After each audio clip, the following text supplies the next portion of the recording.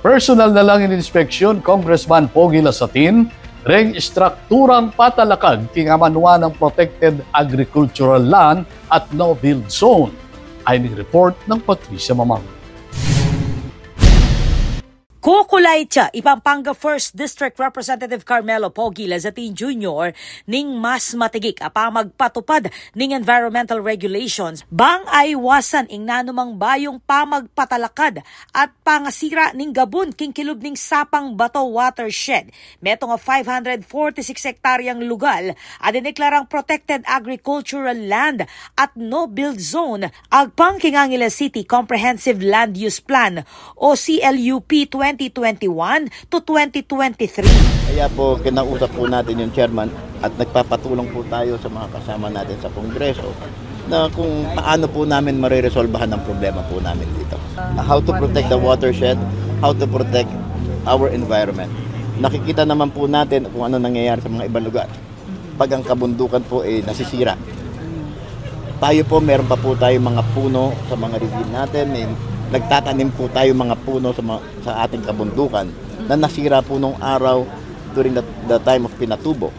It will never be too late to rebuild. Dapat kanong siguraduhan na ala ng bayong structure o building ing italakad king protected area ning Sapang Bato Watershed. King gewang joint inspection ngening November 20 kayabe ing Department of Environment and Natural Resources, Provincial Environment and Natural Resources Office, Local Government Unit ning Angeles at talwapang stakeholders. Dinikdik ng Lazatin na dapat miraling nanumang bayong construction king amanwang protektadong gabon.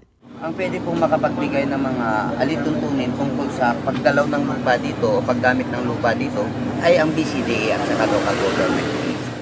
Tinimid ng Congressman Lazatin na malinong pagbawal ng CLUP na inapruban inyang alkalde ing nanumang development king watershed. At tatanda ng pepatok ng niya naman kanita ing operasyon dareng pilang establishmento, kalupa dareng restaurant sa poreng resort, aikita at kanuking kilub ning protected area.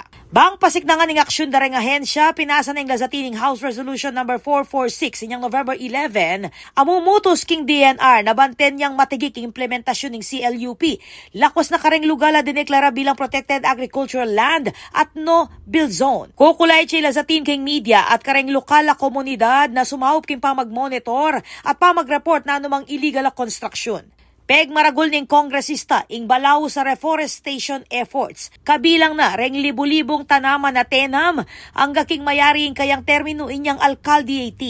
Tayo po, meron pa po tayo mga puno sa mga region natin. Nagtatanim po tayo mga puno sa ating kabundukan na nasira po nung araw during the time of Pinatubo. It will never be too late to rebuild.